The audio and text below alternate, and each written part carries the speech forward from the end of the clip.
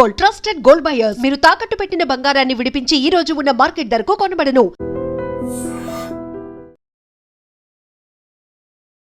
పశ్చిమాసియా అట్టుడికిపోతోంది యుద్ధం వల్ల.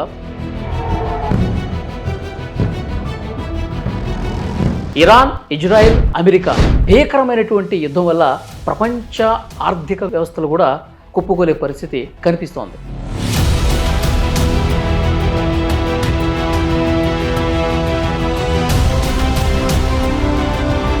అమెరికా అధ్యక్షుడు డొనాల్డ్ ట్రంప్ ఇరాన్ విద్యుత్ కేంద్రాల మీద మేము దాడి చేయం, 5 రోజుల పాటు విరామం ప్రకటిస్తున్నా ఉన్నారు. దీనికి కొద్ది గంటల ముందు పార్లమెంట్లో మన ప్రధాని మోదీ గారు కరోనా సంక్షోభం ఎలాంటి పరిస్థితులైతే కల్పించిందో మళ్ళీ అలాంటి సిచ్యువేషన్ రావచ్చు, అప్పుడు మనం ఏ విధంగా అయితే కలిసికట్టుగా ఎదురొడ్డి నిలబడ్డామో మళ్ళీ అందరం కూడా శాయశక్తులు ఆ విధంగా ప్రయత్నం చేయాలని అన్నారు. మొదట నేను అనుకోవడం దీర్ఘకాలం జరగదు, ఎందుకంటే యుద్ధం అనివార్యం కాదు, అనవసరంగా వచ్చింది. ఇరాన్ రాజీకి వచ్చి పరిష్కారం కోసం సిద్ధంగా ఉన్నట్టుగా మనకి వార్తలు అందినాయి.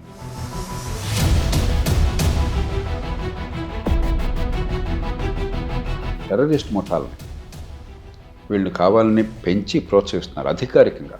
రహస్యం కూడా దీనిలో ఏం లేదు. యుద్ధంలో నైతికత లేదా ధర్మము అధర్మము అది పెద్ద సమస్య కాదు. ఎక్కడ తప్పు జరిగిందంటే పరిష్కారం సంప్రదింపుల ద్వారా సాధ్యమైనప్పుడు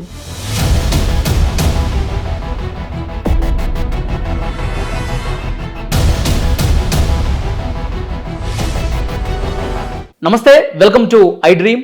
నేను వలి. పశ్చిమాసియా అట్టుడికిపోతోంది యుద్ధం వల్ల. ఇరాన్, ఇజ్రాయెల్, అమెరికా భీకరమైనటువంటి యుద్ధం వల్ల ప్రపంచ ఆర్థిక వ్యవస్థలు కూడా కుప్పకూలే పరిస్థితి కనిపిస్తోంది. అసలు ఈ యుద్ధం ఏ స్థాయికి వెళ్ళే పరిస్థితి, భారతదేశం మీద ఎలాంటి ప్రభావం ఉంది, ఇవన్నీ కూడా క్లియర్గా మనం డిస్కస్ చేద్దాం.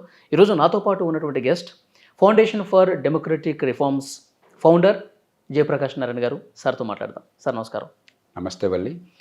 సార్, యుద్ధం ఏ స్థాయిలో జరుగుతుందో మనం చూస్తున్నాం. అమెరికా అధ్యక్షుడు డొనాల్డ్ ట్రంప్ ఇరాన్ విద్యుత్ కేంద్రాల మీద మేము దాడి చేయం, 5 రోజుల పాటు విరామం ప్రకటిస్తున్నా ఉన్నారు.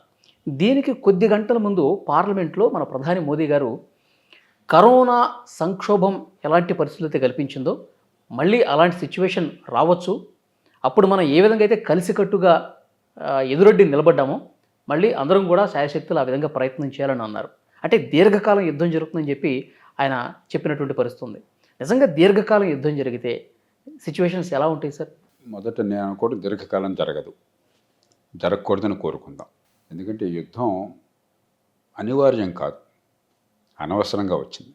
మనకు అందిన సమాచారం ప్రకారం ఒమాన్ విదేశాంగ మంత్రి చెప్పిన మాటలు కావచ్చు, కొందరు అధికారులు చెప్పిన మాటలు కావచ్చు, బహిరంగంగా చర్చలు జరుగుతున్నాయి. కీలకమైన అంశాల మీద ఇరాన్ రాజీకి వచ్చి పరిష్కారం కోసం సిద్ధంగా ఉన్నట్టుగా మనకి వార్తలు అందినాయి. ప్రధానంగా 3 అంశాలు ఉన్నాయి ప్రపంచానికి సంబంధించినంత వరకు. ఒకటి, అణ్వాయుధాలని సేకరించి ఇజ్రాయెల్కి ముప్పుగా ఉండడం. అలా ఉండకూడదు, ఎందుకంటే ఇరాన్ అణు ఒప్పందంలో సంతకం పెట్టింది. గతంలోనే ఇరాన్ అణు ఒప్పందానికి 1960 దశకంలోనే సంతకం పెట్టింది, న్యూక్లియర్ నాన్ ప్రొలిఫరేషన్ ట్రీటీ అంటాం. కాబట్టి ఇరాన్కి అణ్వాయుధాలని పొందేటువంటి హక్కు లేదు. అందున మేము ఇజ్రాయెల్ని హతమారుస్తాము, సముద్రంలో కలిపేస్తాము, మీరు ఉండటానికి వెళ్ళేదని రోజు వాదిస్తున్నప్పుడు ఆ హక్కు లేదు. దానికి ఇరాన్ రాజీకి వస్తున్నట్టుగా మనకు అందిన వార్తలు ఆనాడు. రెండోది, ఈ మిసైల్స్, బ్యాలిస్టిక్ మిసైల్స్ చూస్తున్నారు ఇప్పుడు. డైగో గార్సియా దగ్గర నుంచి ఇజ్రాయెల్ దాకా, ఇరాక్ కావచ్చు, ఒమాన్ కావచ్చు, టర్కీ కూడా వీళ్ళు ఈ మిసైల్స్ క్షిపణులను పంపించేసి గందరగోళం చేయగలుగుతున్నారు. ఆ క్షిపణుల ప్రోగ్రాం ఆగిపోవాలి. టెర్రరిస్ట్ ముఠాలని వీళ్ళు కావాలని పెంచి ప్రోత్సహిస్తున్నారు అధికారికంగా. రహస్యం కూడా దీనిలో ఏం లేదు. హెజ్బుల్లా కానీ ఇతరులు కానీ ఈ 3 విషయాల్లో కూడా పరిష్కారం కావాలి. అంచేత యుద్ధంలో నైతికత లేదా ధర్మము అధర్మము అది పెద్ద సమస్య కాదు. ఎక్కడ తప్పు జరిగిందంటే పరిష్కారం సంప్రదింపుల ద్వారా సాధ్యమైనప్పుడు రేపొద్దున ఏం జరగాలన్న ఆలోచన లేకుండా చాలా తొందరపాటుతో మేము బాంబులు వేసేసి లేకపోతే అక్కడ దాడులు చేసి ఆ సుప్రీం లీడర్ని హతమార్చిన మాత్రం చేత ప్రభుత్వం మారిపోతుంది, పరిష్కారం వచ్చేస్తుంది చెప్పిన భ్రమతో యుద్ధాన్ని అనవసరంగా ప్రపంచం మీదకి పెట్టారు డొనాల్డ్ ట్రంప్, నెటన్యాహు. ఇది బాధ్యతారహితమైనటువంటి యుద్ధం, ముందు చూపు లేకుండా. అంటే ఇరాన్ మంచిదని కాదు, ఇరాన్ చేసింది కరెక్ట్ అని కాదు. కానీ మొహం మీద కోపంతో ముక్కును కోసుకోవటం ఏం తెలివితేటలేదు. ఇరాన్ తప్పే చేసింది, కానీ పరిష్కారం ఎట్లా అవుతుంది? ప్రపంచం మొత్తానికి సంకటమైనట్టయితే దానికి తగ్గట్టుగా డొనాల్డ్ ట్రంప్ గారు మరి ఇరాన్లో మొత్తం విద్యుత్ కేంద్రాలు మొత్తం నాశనం చేస్తాను, ఆ దేశంలో కరెంట్ లేకుండా చేస్తాను. ఇరాన్లో ప్రజలు ఏం పాపం చేశారు? డొనాల్డ్ ట్రంపే అన్నాడు, ఇరాన్ ప్రజలు అమాయకులు, ఆ ఊచకొత్తకు వస్తుంది ప్రభుత్వం, కాబట్టి ప్రభుత్వం మారితే వాళ్ళకి మంచిది, నా వరకు నేను చేయాల్సిన పని చేస్తాను, మీరంతా సిద్ధంగా ప్రభుత్వాన్ని మార్చుకోండి అని మీరు చెప్పి ఆ ప్రజల మీద దాడి చేస్తే ఎట్లాగా? అది ఏ రకంగానూ ధర్మసమ్మతం కాదు. సరే, ఇంత చేసి ఇప్పుడు చర్చలకు వస్తుంది ఇరాన్. మళ్ళీ అలా అన్నవాడే 2 రోజుల్లో గందరగోళం చేస్తానవాడు మళ్ళీ వాళ్ళు వచ్చేసి చర్చలు అంటాడు. కాబట్టి ప్రపంచంలో ఇంత కీలకమైన దేశం ఇంత అన్స్టేబుల్గా పిచ్చివాడి చేతిలో రాయిలాగా ఉండటం అనేది చాలా దురదృష్టకరం. ఊరి మంగళమే పడ్డట్టుగా అమెరికాకి పెద్ద దీనివల్ల ఇబ్బంది ఉండకపోవచ్చు, ఎందుకంటే కొంచెం ధరలు పెరుగుతాయి అంతే. ఎందుకంటే ప్రపంచంలో ఎక్కడ ముడి చమురు లేకపోతే గ్యాస్ ధరలు పెరిగినా అమెరికాలో కూడా పెరుగుతాయి. కానీ అమెరికా కొరత ఉండదు, అమెరికా పూర్తిగా సమృద్ధం. అమెరికా సముద్రాల దూరంలో ఉంది, అటు పక్కన అట్లాంటిక్ సముద్రం తూర్పు తీరాన పశ్చిమ తీరాన పసిఫిక్ సముద్రం ఉంది, వాళ్ళకి ఏం ఇబ్బంది లేదు. ఏమన్నా ఇబ్బంది ఉన్నా వాళ్ళు లాక్కోవడం అలవాటే కదా సార్. వెనిజులా మీద ఏ విధంగా దాడి చేశారు మనం చూసాం. అది పెద్ద చిన్న విషయం, స్థానిక దానిలోకి వెళ్ళక్కల మనం. ఏం లేకపోయినా వాళ్ళకి ఇబ్బంది ఏం లేదు. కానీ మనందరికీ సంకటం, యూరప్ దేశాలకు సంకటం అవుతుంది, ఆసియా ఖండంలో ఉన్న దేశాలకు సంకటం అవుతుంది, ఆగ్నేయాసియా కావచ్చు, చైనా కావచ్చు, మనం కావచ్చు. సరే, మధ్యప్రాచ్యానికి మీకు చెప్పనక్కర్లేదు. ఆ గల్ఫ్ దేశాలకి గత కొద్ది సంవత్సరాలుగా 10-15 సంవత్సరాలుగా ఆర్థిక ప్రగతికి సంకేతంగా నిలుస్తున్నాయి. ఆ దేశాలు ఆధునికతకు సంకేతంగా నిలుస్తున్నాయి. మరి భవిష్యత్తును దృష్టిలో పెట్టుకుని ఆయిల్ లేని ప్రపంచంలో కూడా ఎదగాలని ప్రయత్నం చేస్తున్నాయి. పెట్టుబడులకి ఆలవాలమైంది, టెక్నాలజీకి ఆలవాలమైంది.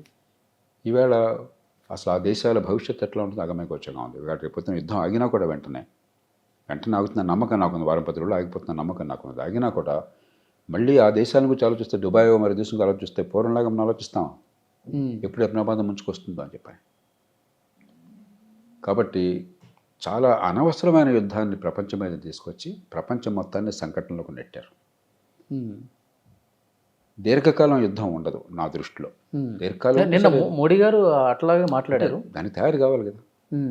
ఇప్పుడు ఏ ప్రభుత్వమైనా సరే మన చేతుల్లో పరిష్కారం లేదు, మనం ఆశపడమే. కానీ అది లేనప్పుడు 6 నెలలు వచ్చినా పట్టాలి, 6 రోజులు వచ్చినా మనం దానికి ఏర్పాట్లు చేసుకోవాలి. కాబట్టి ఆ రకంగా ప్రభుత్వం ఆలోచించడం సరైనటువంటిది. కానీ ప్రాక్టికల్గా ఆలోచిస్తే బహుశా దీర్ఘకాలం ఉండకపోవచ్చు. కానీ దీర్ఘకాలం ఉండకపోయినా కూడా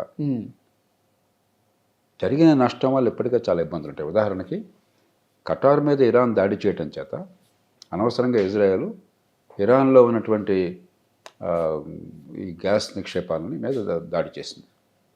దానికి ప్రతిగా ఖటార్ మీద వీళ్ళు దాడి తీయారు. ఇప్పటికే ఖటార్ ప్రకటించింది ప్రపంచంలో అతి ఎక్కువగా గ్యాస్ ఎగుమతి చేసే దేశం ఖటార్, న్యాచురల్ గ్యాస్. ఖటార్ ఏమన్నది, 6వ వంతు ఉత్పత్తి తగ్గిపోతుంది, 5 ఏళ్ల దాకా ఇక 6వ వంతు తగ్గిపోతుంది. అంటే ఇప్పుడు ఇవాళ యుద్ధం ఆగిపోయినా కూడా ప్రపంచానికి గ్యాస్ సప్లైలో 6వ వంతు తగ్గిపోతుంది ఖటార్ నుంచి. రెండోది, జరిగిన నష్టం మొత్తానికి మధ్యప్రాచ్యంలో ఆ దేశాల మొత్తంలో మళ్ళీ అవన్నీ నిలదొక్కోవాలంటే చాలా తలప్రాణం తోక్కొస్తుంది. అవును.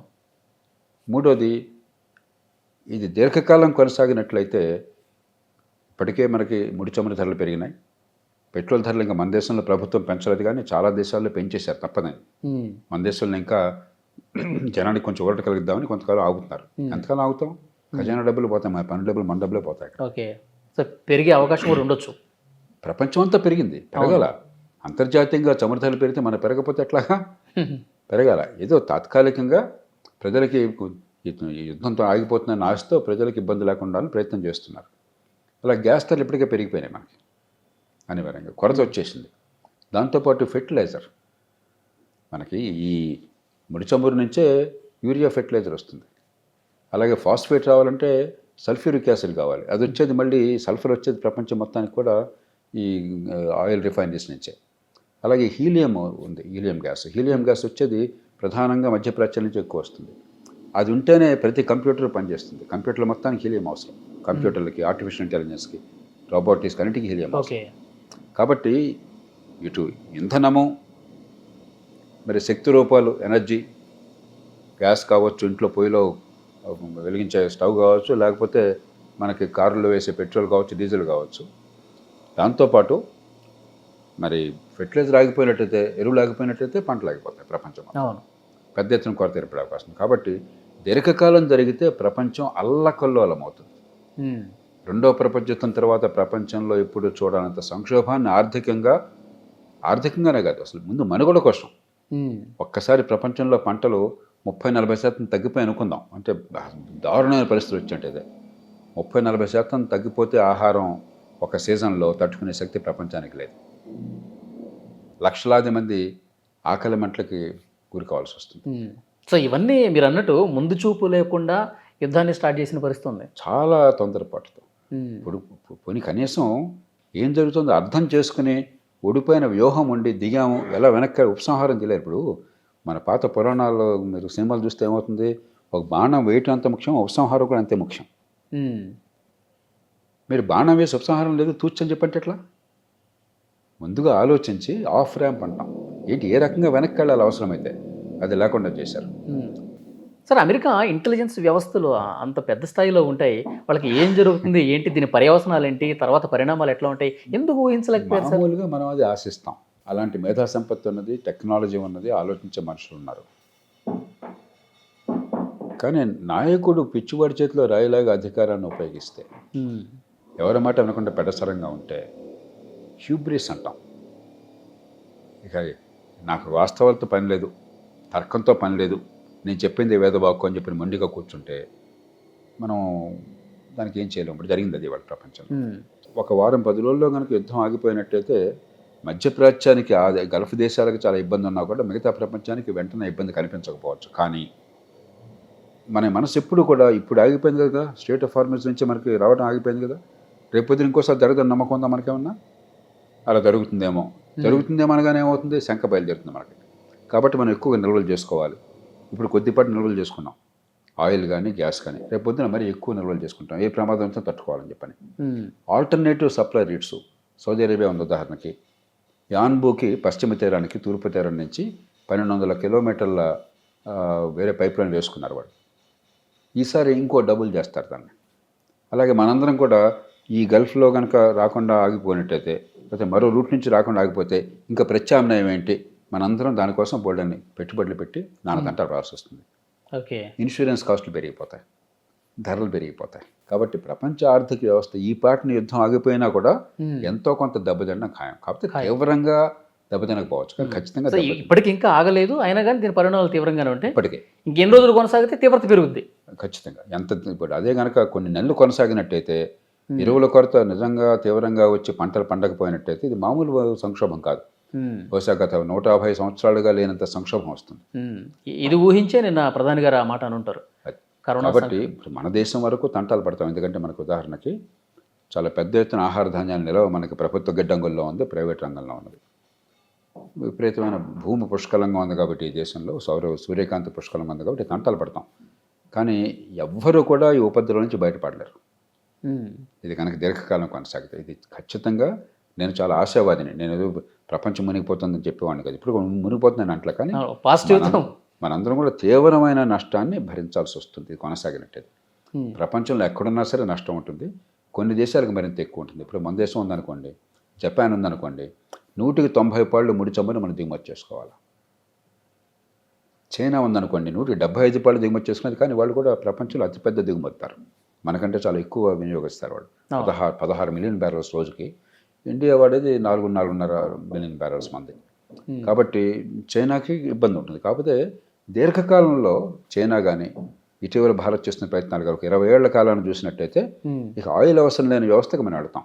దాన్ని వేగరం చేస్తుంది చైనా. ఇప్పటికే శరవేగంగా వెళుతుంది ఆయిల్ అవసరం లేకుండా ఎలక్ట్రానిక్ వెహికల్స్ కానీ బ్యాటరీలు కానీ టెక్నాలజీ ప్రమాణం చేసి. మనం చైనా అంత వేగంగా కాకపోయినా చైనా లాగా మనం కూడా ప్రయత్నం చేస్తున్నాం. ఇప్పుడు ఆ ప్రయత్నం 10 రెట్లు పెరుగుతుంది. ఓకే, ఇప్పటిదాకా అదే బాగుంది కదా చేద్దామని, ఇప్పుడు బాగుంది కదా జీవన మరణాల సమస్య, చేయకపోతే మునిగిపోతాం. సరే, ఇక్కడ నాకు చిన్న సందేహం. చైనా ఎక్కువ దిగుమతిదారు అన్నారు, చైనా ఎక్కువ ఎఫెక్ట్ అయ్యే దేశాల్లో ఒక దేశం అని చెప్పేసి అన్నారు. అమెరికా ఇరాన్ మీద యుద్ధాన్ని అంటే చైనాను ఇబ్బంది పెట్టడం కోసం, అంటే తనకు పోటీగా వస్తుంది కాబట్టి నిలువరించడానికి నేను అనుకోను. ఎందుకంటే భారత్కి ఇబ్బంది, చైనా కంటే భారత్కి ఇంకా ఎక్కువ ఇబ్బంది. ఎందుకంటే 90% దిగుమతి చేసుకుంటాం, చైనా 75% దిగుమతి చేసుకునేది. జపాన్కి ఇబ్బంది. జపాన్ 95% ఎగుమతి చేసుకుంటుంది. యూరప్ మొత్తానికి ఇబ్బంది. కాబట్టి చైనా కోసం చేశారన్నది సరైన వాదన కాదు. ముందు చూపు లేకుండా గుడ్డెద్దు చేలో పడ్డట్టు చేశారు. కరెక్ట్ అయింది ఉపమానం, గుడ్డెద్దు చేలో పడ్డట్టు చేయడం. సార్, ఇంకొక ముఖ్యమైన విషయం, మీరు ఇంతకుముందు అన్నారు దీర్ఘకాలం కొనసాగకపోవచ్చు ఈ యుద్ధం అని. అయితే ట్రంప్ ఏమో 2 రోజుల నుంచి ఇరాన్తో చర్చలు జరుగుతున్నాయి, ఫలప్రదంగా జరుగుతున్నాయి అన్నారు. At the same time Iran ఏముంటుంది, అమెరికా అధ్యక్షుడు డొనాల్డ్ ట్రంప్ భయపడ్డాడు, అసలు ఎలాంటి చర్చలు జరగట్లేదని చెప్పి వాళ్ళు కౌంటర్గా మాట్లాడిన పరిస్థితి ఉంది. అంటే ఆయన ఒక మాట అంటున్నాడు, సంబంధం లేకుండా వీళ్ళు ఒక మాట అంటున్నారు. మరి అసలు ఏం జరుగుతుంది? నిజమో కాదో మనకు తెలియదు. మీలాగా నేను కూడా వెయిట్ చేయాల్సిందే, చివరికి బయటపడుతుంది కదా. కానీ అమెరికా అధ్యక్షుడు ఒక మాట అంత పబ్లిక్గా అంటే ప్రస్తుతానికి ఆయన మాటను మనం తీసుకోవాలి. ఆయన చెప్తోంది ఏంటంటే, ఇంతకుముందు వచ్చేప్పుడు కూడా నేను చూశాను, ఆయన చెప్తోంది ఏంటంటే అక్కడ ఇరాన్లో అంతా ధ్వంసం అయిపోయింది, ఒకరితో ఒకరికి సంప్రదింపులు కూడా లేవు వాళ్ళ నాయకత్వంలో, కాబట్టి వాళ్ళ సరిగ్గా సమాచారం లేదు అని చెప్పి అంటున్నాడు ఆయన. కాబట్టి మనకేం తెలియదు. కానీ నిజంగా చర్చలు జరుగుతున్నాయని, ఫలప్రదం అవుతాయని ఆశపడదాం, మనం ఆశిద్దాం. ఓకే సార్, ఇప్పుడు భారతదేశం మీద భవిష్యత్తులో ఎట్లా ఉండబోతుంది సార్? మన దేశం ఏమిటంటే గతంలో చాలా తప్పిదాలు చేశాం మనం. చైనా లాంటి దేశం 1978లో ఆర్థిక సరళీకరణ ప్రారంభించి, ప్రైవేటు పెట్టుబడులకు ప్రోత్సాహం ఇచ్చి, మౌలిక సదుపాయాలను పెంచి, విద్యని మంచి ప్రమాణాల విద్యను తీసుకొచ్చి శరవేగంగా అభివృద్ధిని సాధించినప్పుడు మనమంతా లైసెన్స్ రాజ్యము, మన రాజకీయాలు, మన గొడవలు దానిలో కొట్టుకుపోయాం. ఆలస్యంగా మొదలుపెట్టాం ఆర్థిక ప్రగతి కోసం. 1991లో సంస్కరణలు వచ్చిన తర్వాత కూడా కొన్ని సంస్కరణలు గట్టిగా చేశాం, కానీ మొత్తం చేపట్ల మనం చైనాలాగా. ఇటీవల కాలంలో కాస్త జాతీయ స్థాయిలో కనీసం ఆర్థిక క్రమశిక్షణ పాటించడము, మౌలిక సదుపాయాల కల్పన కోసం ఏర్పాట్లు జరుగుతున్నాయి. బ్యాంకులను కూడా కాస్త పటిష్టం చేశాం. కానీ చాలా రాష్ట్రాల్లో ఇప్పటికీ ఆర్థికంగా సంకటంలో ఉన్నాం. ఉదాహరణ తెలుగు రాష్ట్రాలు రెండు చూడండి. అసలు రేపన్నది లేనట్టుగా, వచ్చే ఆదాయం ఏంటి, పెట్టే ఖర్చు ఏంటి లెక్క లేకుండా, పొంతం లేకుండా ఎడాపెడా ఖర్చు పెట్టేస్తున్నాం. తెలంగాణలో 2,10,000 కోట్ల రూపాయలు అధికారికంగా వాళ్ళు ప్రకటించారు. 2,10,000 కోట్ల రూపాయలు పెండింగ్ బిల్స్ ఉన్నాయి, అంటే చెల్లింపులు చేయాల్సి ఉన్నాయి, బకాయిలు ఉన్నాయి, చెల్లింపులు చేయాలి డబ్బులు లేక. ఆంధ్రప్రదేశ్లో ప్రస్తుతం లెక్కలు లేవు, ప్రభుత్వం అధికారికంగా ప్రకటించలేదు. గతంలో చెప్పిన లెక్కల ప్రకారం 1,30,00,000 కోట్లు అక్కడ ఉన్నది బకాయిలే. మరి దినదినంగా 100 రోజుల ఆయుష్గా ఉంది. జీతాలు ఇవ్వాలంటే కష్టంగా ఉంది, పెన్షన్లు ఇవ్వాలంటే, లేకపోతే రిటైర్ అయిన వాళ్ళకి రిటైర్మెంట్ అప్పుడు ఇవ్వాల్సిన డబ్బులు ఇవ్వాలని చెప్పంటే ఇవ్వలేక వాళ్ళు కోర్టులకు వెళ్ళారని వార్తలు వస్తున్నాయి. ఈవేళ ఈ సంక్షోభాన్ని దృష్టిలో పెట్టుకుని ముందు మొట్టమొదటి ప్రభుత్వాలు చేయవలసింది ఆర్థిక క్రమశిక్షణని పాటించాలి. లేకపోతే మరింత తీవ్రంగా సంఘటనలు ఎదుర్కొంటాం. డబ్బుని పొదుపుగా పనికొచ్చేట్టుగా ఉపయోగించాలి. పిచ్చలవిడిగా లెక్కలేనట్టుగా ఖర్చు పెడితే ప్రమాదంలో దక్కుంటాం. మనం ఆలస్యంగా మొదలెట్టేసరికి ఆర్థిక ప్రగతి ఈవేళ కాస్త వేగంగా ఎదుగుతున్న పెద్ద దేశం మంది. కాబట్టి ప్రపంచంలో ఎక్కడ ఆర్థిక వ్యవస్థ కుంటుపడ్డా కూడా, ఆర్థిక ప్రగతికి అవరోధం ఏర్పడ్డా కూడా నష్టపోయేది ఈ దేశంలో వచ్చే తరం. ఆ రకంగా మనకి పెద్ద నష్టం. ప్రత్యేకంగా మిగతా దేశాల కంటే నష్టం ఎక్కువ లేదు. కొంచెం మిగతా దేశాలతో పోలిస్తే మనం కొంచెం తట్టుకోగలం, కానీ ఎదగాల్సిన దేశం ఎదుగుదల తగ్గుతుంది. ఆ రకంగా పెద్ద నష్టం. అంటే సార్, ఇప్పుడు ఫ్రీబీస్ ఉండటం వల్ల అనేది కొంచెం ఎఫెక్ట్ అయ్యే అవకాశం ఉందంటారా? ఇప్పుడు నేను ఫ్రీబీస్ అన్న మాట వాడను. మళ్ళీ కష్టంలో ఉన్నప్పుడు, పేదరికంలో ఉన్నప్పుడు కొంతమేరకు ఆ బాధల నుంచి ఉపశమనం కలగటం అవసరం. డబ్బున్న దేశాల్లో కూడా ఉచితంగా భోజనం పెడుతున్నారు, ఫుడ్ స్టాంప్స్ అని మరో పెడుతున్నాం. సంక్షేమం అవసరం, కానీ సంక్షేమం రేపొద్దున మీ కాళ్ళ మీద మేము నిలబెట్టేట్టుగా ఉండాలి, మీ సంపాదన శక్తి పెరిగేట్టుగా ఉండాలి, ఆర్థిక వ్యవస్థను పెంచేట్టుగా ఉండాలి. రెండోది, సంక్షేమమే పరిపాలన అనుకుని మౌలిక సదుపాయాలను విస్మరించి, ఆర్థిక భవిష్యత్తుని విస్మరించేసి ఉన్నది పంచిపెట్టమే సంక్షేమం ఓట్ల కోసం అనుకున్నట్టయితే రేపొద్దున దివాలా తీస్తాం. కాబట్టి సంక్షేమం వద్దని ఎవరు అనరు. సంక్షేమమే పాలన అంటే ప్రమాదకరం. అంటే ఎక్కడ చేయాలో అక్కడ చేయాలి. ఒకటి, ఎక్కడ చేయాలో అక్కడ చేయాలి. చేసే రీతి కూడా రేపొద్దున ఆదాయాన్ని పెంచే మార్గంలో ఉండాలి. కెపాసిటీ, ఎర్నింగ్ కెపాసిటీ, సంపాదించే శక్తిని పెంచేదిగా ఉండాలి. మన శక్తిని పెంచాలి. రెండోది, మీకున్న పన్నుల డబ్బులతో, మీ సొంత పన్నుల డబ్బులు కావచ్చు, ఢిల్లీ నుంచి మీకు వచ్చినటువంటి పన్నుల రూపంలో వచ్చే నిధులు కావచ్చు, అది మీరు అట్లనే ఖర్చు పెట్టుకోండి. కానీ అప్పు చేసి రోజువారీ ఖర్చు పెట్టే హక్కు మీకు లేదు. ఎందుకంటే అప్పు చేయడం అంటే ఎవరిది? వచ్చే తరం భవిష్యత్తు నుంచి మీరు డబ్బులు లాక్కుంటున్నారు. వచ్చే తరం నుంచి డబ్బులు లాక్కుంటే వచ్చే తరానికి మనం న్యాయం చేయాలంటే ఏమిటి? వాళ్ళకి ఆస్తులు కావాలి, వాళ్ళకి సంపాదించే శక్తి పెరగాలి. వాళ్ళకి సంపాదించే శక్తి పెరగకుండా, వాళ్ళ ఆస్తులు పెంచకుండా, వాళ్ళ డబ్బులు ఇవాళ తినడం కోసం ఖర్చు పెట్టి హక్కు మనకి ఎవడిచ్చాడు? అంచేత సంక్షేమం వద్దని వారు అనరు, కానీ సంక్షేమాన్ని, అభివృద్ధిని, సమతూకాన్ని పాటించాలి. వచ్చే తరం దెబ్బతినకుండా అప్పు చేసిన డబ్బు వచ్చే తరం భవిష్యత్తు కోసం ఖర్చు పెట్టాలి తప్ప వాళ్ళ ఖర్చుల కోసం కాకూడదు. ప్రధాని మోదీ గారు ఆయన కొద్దిగా యాక్టివ్ రోల్ పోషించి ఈ యుద్ధాన్ని ఆపే ప్రయత్నం ఆయన ఎందుకు చేయకూడదు? ఎందుకంటే ఇజ్రాయెల్తో మంచి సంబంధాలు ఉన్నాయి, అమెరికాతో సంబంధాలు ఉన్నాయి, రష్యా కావచ్చు, చైనా కావచ్చు, ఇరాన్ కావచ్చు, ప్రతి ఒక్క దేశంతో ఒక ఒక సహృద్భావ వాతావరణంలో మాట్లాడగలిగే పరిస్థితి ఒక్క భారతదేశానికి మాత్రమే ఉంది. మోదీ గారు కొంత ఇనిషియేట్ తీసుకుని యుద్ధాన్ని ఆపే ప్రయత్నం ఆయన చేయాల్సినటువంటి అవసరం ఉంది అని చెప్పి కొంతమంది ప్రధానమంత్రి గారి మొట్టమొదటి బాధ్యత మన దేశ ప్రయోజనాలను కాపాడటం. అందులో సంక్షోభ సమయంలో భవిష్యత్తుకి సరైన చర్యలు తీసుకోవడం ఆ ప్రయత్నం చేస్తున్నారు. ఆ పైన ఖచ్చితంగా ఒక కీలకమైన దేశాల్లో ఒకటిగా, మనం అంతకంటే గొప్పవాళ్ళం కాదు, మనకంటే పెద్దవాళ్ళు, మనకంటే మాట వినిపించిన శక్తున్న వాళ్ళు ఉన్నారు, చైనా కంటే మన పెద్దవాళ్ళం కాదు, కానీ మనకు కూడా కొంత పాత్ర ఉన్నది. రెండు పక్కల కూడా గుడ్ విల్ ఉంది కాబట్టి, మరి మనకు కూడా చాలా కీలకమైన అవసరాలు ఉన్నాయి కాబట్టి, హిందూ మహాసముద్రంలో కీలకమైన దేశం కాబట్టి మనకి, అంచేత ఒక దేశం విడిగా చేయలేదు మనం. జపాన్తో కలిసి, చైనాతో కలిసి, యూరప్ దేశాలతో కలిసి, మధ్యప్రాచ్య దేశాలతో, నా దృష్టిలో భారత్, చైనా, జపాన్, యూరప్, మధ్యప్రాచ్య దేశాలు ఈ ఐదుగురికి పాత్ర ఉన్నది. కలిసి గట్టి ప్రయత్నం చేయాలి. బహుశా ఇవన్నీ బహిరంగ చెప్పి చేసేవి కాదు, ఆర్భాటాలతో చేసేవి కాదు, ఆ చర్చలు జరుగుతున్నాయని నేను అనుకుంటున్నాను. సార్, గల్ఫ్ కంట్రీస్లో మన దేశం నుంచి వెళ్ళిన వాళ్ళు చాలామంది ఉన్నారు సార్, 1 కోటి మంది దాకా ఉన్నారు. ఇప్పుడు వైట్ కలర్ జాబులు చేసేవాళ్ళు, బ్లూ కలర్ జాబులు చేసేవాళ్ళు అందరూ కూడా 1 కోటి మంది ఉన్నారు. వాళ్ళందరూ కూడా ఎఫెక్ట్ అవుతున్నారు. దాదాపు 1,00,000 మంది ఇండియాకి వచ్చారంట. సో వాళ్ళ 3.5 లక్షల మంది వచ్చారని ప్రధానమంత్రి గారు నిన్న ప్రకటనలో చెప్పారు. 3,70,000 మంది ఎంతమంది వచ్చారని చెప్పని. కానీ 1 కోటి మంది ఉన్నారు కాబట్టి 97% అక్కడే ఉన్నారు. భారత ఉపఖండం మొత్తం చూస్తే, బంగ్లాదేశ్, పాకిస్తాన్, ఇతర ఉపఖండ దేశాలు చూస్తే బహుశా 2-2.5 కోట్ల మంది ఉన్నారు. అంతా కూడా మన సంతతే కదా, మనం అంతా దాని గురించి ఆలోచించాలి. కాబట్టి మనకి మన దక్షిణాసియా ఉపఖండానికి, భారత ఉపఖండానికి ఇది చాలా కీలకమైనటువంటిది. ఈ 2-2.5 కోట్ల మంది నుంచి వచ్చే ఆదాయం తగ్గిపోతే అన్ని దేశాలు చతికిలు పడతాయి. ఎక్కువగా రెమిటెన్స్ వచ్చేది గల్ఫ్ దేశాల నుంచి. మన వాళ్ళకి ఉపాధి కలిగేది అక్కడ. కాబట్టి ఈ యుద్ధం అంతం కావాలని, ఆ దేశాల్లో మళ్ళీ శాంతి రావాలని, ఆర్థిక వ్యవస్థ పుంజుకోవాలని, ప్రశాంత పరిస్థితులు రావాలని మనం కోరుకోవాలి. ఎందుకంటే ఈ 1 కోటి మందిని తీసుకొచ్చే శక్తి ప్రపంచంలో ఎవరికి లేదు. 1 కోటి మందిని తీసుకోవాలంటే 550,000 విమానాలు కావాల్సి వస్తాయి. 50,000 విమానాలు. ఒక్కొక్క ఫ్లైట్కి 200 మందిని అనుకున్న 50,000 ఫ్లైట్స్ కావాలి. ఇవాళ అక్కడ అన్ని ఫ్లైట్స్ నడిచే పరిస్థితి లేదు కాబట్టి తీసుకురావడమే అసాధ్యం. ఒకటే పరిష్కారం. ఇప్పుడు అమెరికానో, బ్రిటనో, మరో దేశం మీరు వదిలేసేయండి, తిరిగి వచ్చేయండి చెప్పచ్చు. 1,000 మంది అంటారు, 2,000 మంది అంటారు. 1 కోటి మంది ఎవరు తీసుకెళ్తారు? అవును, మనం తీసుకొచ్చాం. బంగ్లాదేశ్ ఎవరు తీసుకొస్తారు? పాకిస్తాన్ ఎవరు తీసుకొస్తారు? శ్రీలంక ఎవరు తీసుకొస్తారు? కాబట్టి అక్కడ పరిస్థితులు సద్దుమణగడం తప్ప, శాంతి పునఃస్థాపన జరగడం తప్ప మరో మార్గం లేదు. కానీ వీళ్ళు కండిషన్లు పెడుతున్నారు కదా సార్. ఇప్పుడు చర్చలు ఫలప్రదంగా జరుగుతున్నట్టు ఎక్కడ సూచన కనపడలేదు. ఆయన అమెరికా అధ్యక్షుడు చెప్తున్నాడు, కానీ ఈయనేమో ఏదైతే కూల్ చేశారో, పడగొట్టేశారో, మాకు నష్టం జరిగిందో ఆ నష్టపరిహారం మాకు ఇవ్వండి. అవన్నీ చర్చల్లోకి వెళ్తే కానీ చర్చలకు ముందు ఎప్పుడు తెలవవి.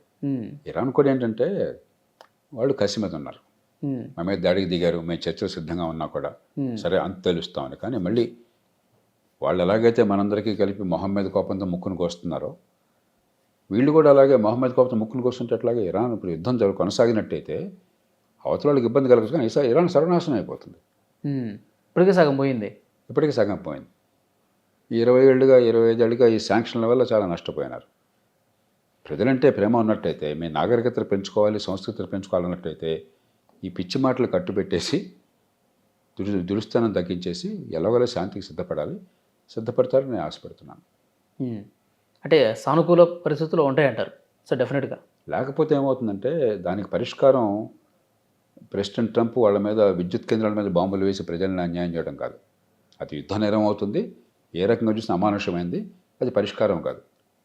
అప్పుడు బహుశా సరైన పరిష్కారం ఏమవుతుందంటే, ఇరాన్ ఎప్పటికి కూడా తన ముడి చమురు ఎగుమతి చేసుకుంటుంది, ప్రధానంగా చైనాకు అమ్ముతుంది. స్టేట్ ఆఫ్ హార్మూజ్ వాళ్ళ అధీనంలో పెట్టుకున్నారు. అక్కడికి ఎవరు వచ్చినా అంత తెలుస్తారని బెదిరిస్తున్నారు, ఎవరు ధైర్యం చేయట్లా. కానీ దాని నుంచి బయటకు వచ్చినప్పుడు, గల్ఫ్ నుంచి బయటపడాలని చెప్పంటే అది ఇరాన్కి కూడా అవసరమే కదా. ఓడలు అమెరికా దిగ్బంధనం చేసింది అనుకోండి, అక్కడి నుంచి అసలు ఓడలు ఏది రావడానికి వెళ్ళలేదని చెప్పని ఒక్క దెబ్బన మీకు ఇరాన్ నుంచి ఎగుమతులన్నీ ఆగిపోతాయి, ఆర్థికంగా సంక్షోభంలో పడతారు. కాబట్టి వాళ్ళని దాడి చేయక్కర్లా. వాళ్ళు ప్రపంచానికి చేస్తున్నటువంటి నష్టాన్ని వాళ్ళకు కూడా చూపెట్టినట్టయితే ఆర్థికంగా వస్తే దారికి వస్తారు.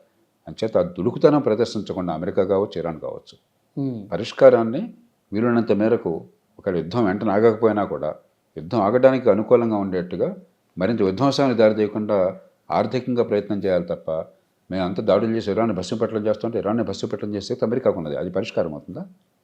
ఏ రకంగా అవుతుంది? అణుబాంబులు ఉన్నాయి, వ్యర్థం వేసేసి మొత్తం ప్రపంచం లక్షల మంది చంపేస్తారా మీరు? ఏం పరిష్కారం అవుతుంది? కాబట్టి కొద్దిగా ఆలోచనతో చేయాలి. సార్ ఇప్పుడు ఇన్ని రోజులు ఇప్పుడు యుద్ధం స్టార్ట్ అయిన వెంటనే ఫిబ్రవరి 28వ తారీఖు కొన్ని నిమిషాల్లోనే సుప్రీం లీడర్ని చంపేశారు సార్. అంటే ఇరాన్ సుప్రీం లీడరే చనిపోతే మొత్తం మన హస్తగతం అయిపోతుంది, అందరూ లొంగిపోతారు అనుకోవటం అసలు ఆ కారణంగా అది ఇంటెలిజెన్స్ నిఘా విభాగాలు దొరుకుతున్నాయి వాడికి.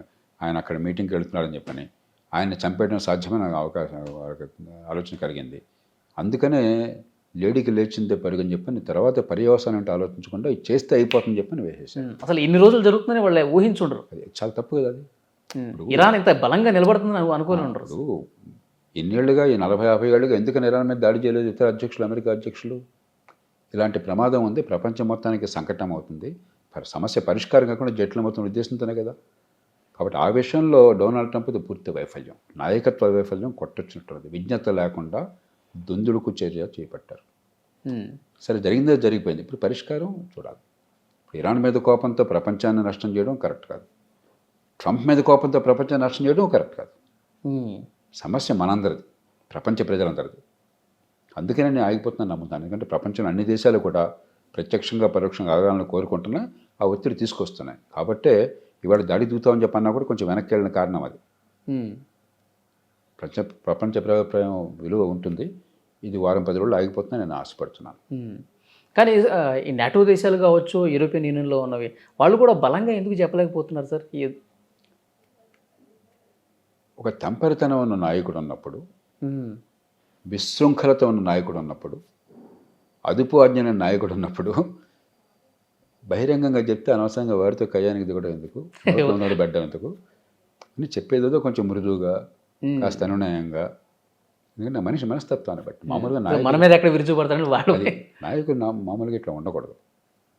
నాయకుల నుంచి మనం సంయమనం అనుకుంటాం. ఏ దేశంలోనైనా కూడా మన పిల్లలకు నాయకుల పేర్లు పెడతాం. చిన్నపిల్లలకి ఏం చెప్తాం, చూసావా అలా ఉండాలి నువ్వు కూడా అని చెప్తాం.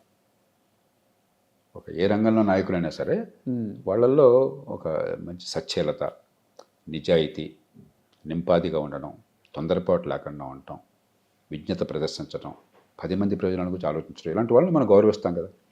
వాళ్ళని ఆదర్శంగా పిల్లలు చూపెడతాం కదా. అమెరికా దురదృష్టం, మనందరూ దురదృష్టం, అమెరికాలో అలాంటి నాయకుడు లేడు ఇప్పుడు. ఈయన మొదటిసారి బాగానే ఉన్నట్టు అనిపించింది సార్. ఈ రెండోసారి అధ్యక్షుడు మొదటిసారి ఆయన కట్టడి చేశారు, కొత్తగా అధికారంలోకి వచ్చాడు, కొంత కట్టడి చేయగలిగారు.